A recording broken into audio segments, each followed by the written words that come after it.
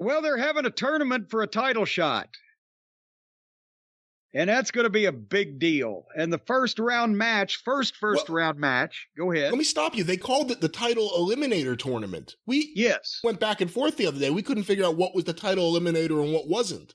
We thought it was Moxley. That was a title eliminator match. But this is a title eliminator tournament. And they said this was the first match in the tournament. I don't fucking know. Okay.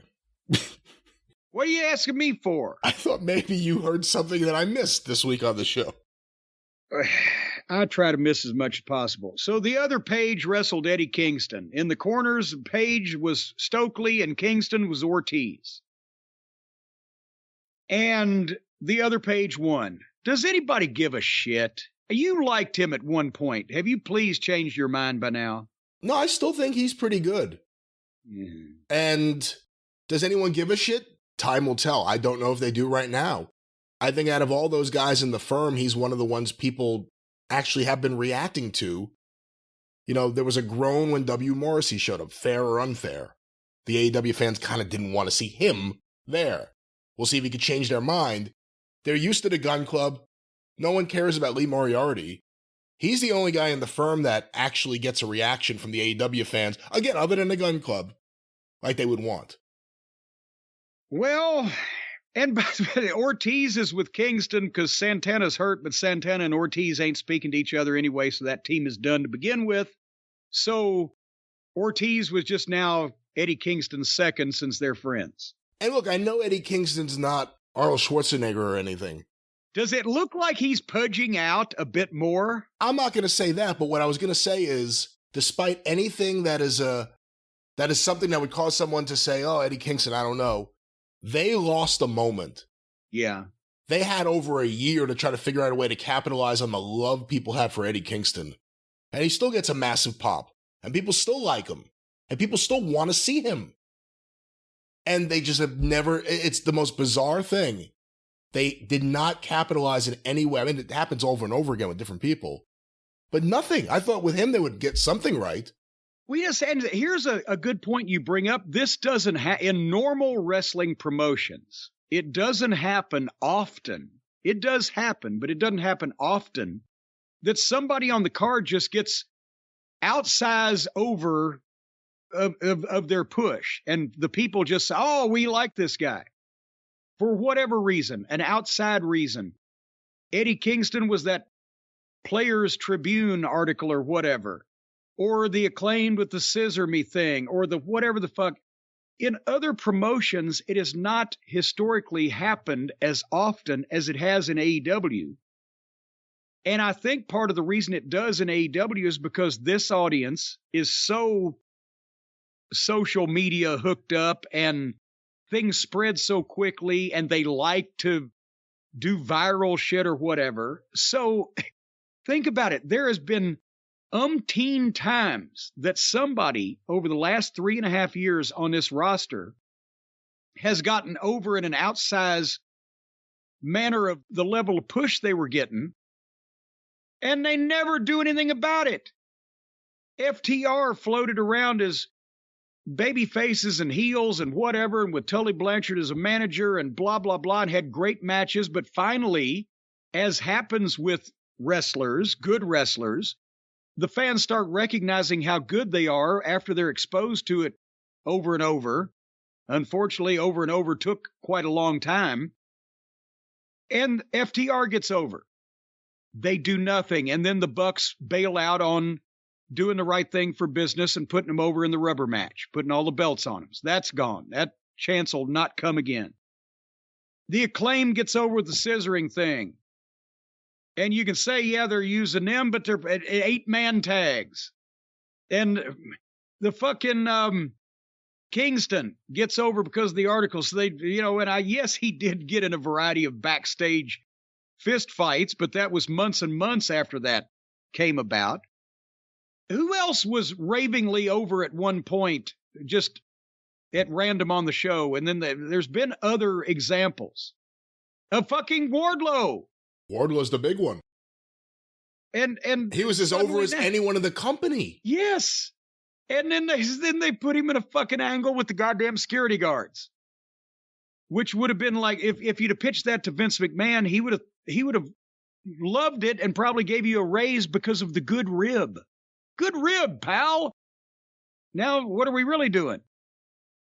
But yet, the people they've been pushing down our throat, and will soon again, Twinkle Toes and the Buckaroos are on their way back. Those people have been shoved at us, and they're less over now than they were at the start of the fucking program going on the air. But we can't get away from those motherfuckers. But the people that the fans start liking, god damn. Either there's no plan, or the plan is to make sure they don't like them anymore. Because in what world does it work? Oh, wow, they're really getting a great reaction. Let's keep them off TV. Or they're getting a great reaction. Let's not have them wrestle for a while. Or no one will hear them talk. Like, none of the options that happen make any sense. And either it is because Tony has written all this down in his notebook somewhere 6 months out and refuses to change anything no matter what outside forces dictate, or every time something like this happens, somebody that he listens to for advice somehow comes up with a way to bury these people and make it look to Tony like he's really using them. I wonder which is the case. Anyway, did you notice that Ortiz was looking a lot cleaner? He's lost weight. He's gotten better shape. He's groomed better. He's really, because before he was like the second coming of Pampiro Firpo, right? He's the only guy I've ever seen that had to shave his teeth. Well, remember, he lost his hair to Chris Jericho in that big feud. Well, yeah, but now it's coming out and it's a little more stylish. But still the hair he was shaving his cheekbones on a regular basis, I know. And holy mackerel, I've never seen a guy with hair on his eyeballs like that. But you know, those people are out there, Brian. Are they really? I have not heard this, no. They are out there. I used to see some of them at the state fair when I was a kid. You'd go in the tent. Right next to the fat guy was the bearded lady, whatever it may be. But now, folks, if you want to see hirsute individuals covered with hair looking like Lon Chaney Jr. on a full moon, you don't have to go to a freak show at the state fair. All you have to do, if you're a female, that is turn over sideways and look at the lump laying next to you. Men, we got to do something about all the foliage that we got. And you know, it's Thanksgiving time, it's Christmas time, it's the holidays. People are thinking holidays, eggnog by the fireplace, a little candid photography perhaps, some nookie. You never know what's going to go on the holidays.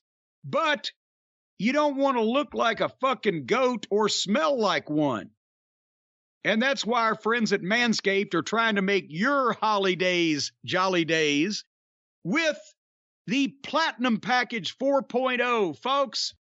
You can do your little drummer boy a favor and use the Lawnmower 4.0 to avoid another silent night in the bedroom. And if you care about your sack as much as Santa cares about his, you want to make sure it's nice and slick and shining and smelling good.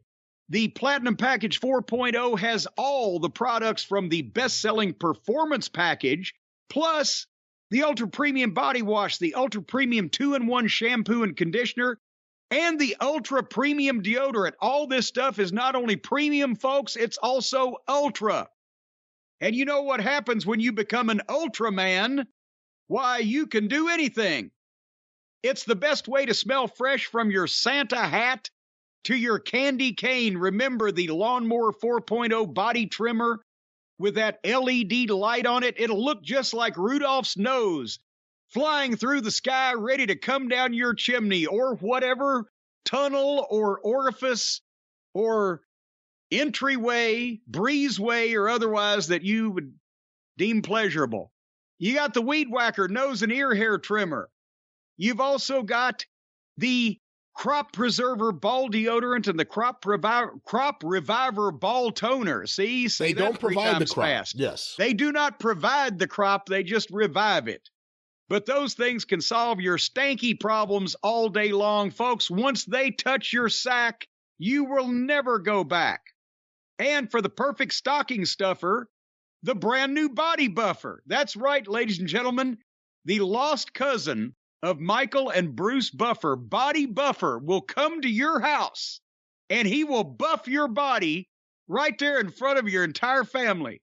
If you go to manscaped.com right now and use the code DRIVE, you're going to get 20% off and free shipping on the Platinum Package 4.0 and the ability to have the runt of the buffer litter come to your front door and buff you off real good. And if you don't want your kids to watch it, well, send them to the other room. Why would Body Buffer be the runt of the litter? He's the runt of the litter because Michael and Bruce, they're so much older and more established. He's still out there going from door to door trying to buff people. Do you remember this story about how Michael and Bruce Buffer met? I thought they were brothers. They say they're brothers. I mean, I'm not doubting it, but they say they're brothers. Apparently, the story goes, Bruce Buffer was watching boxing on TV and saw Michael Buffer and said, that guy looks like he could be my brother. And he got in touch and found out he was his brother. No, you're lying. I swear to God, that's a story, although they look nothing alike at all. Well, no, I've noticed a small resemblance, but how the fuck were they brothers and never met each other, and now they're both big-time ring announcers? Well, I guess now Michael Buffer isn't a big-time. Have you ever seen him in years? I think he's retired. I mean, he's an older guy. Yeah. So how did this happen? How did Body Buffer...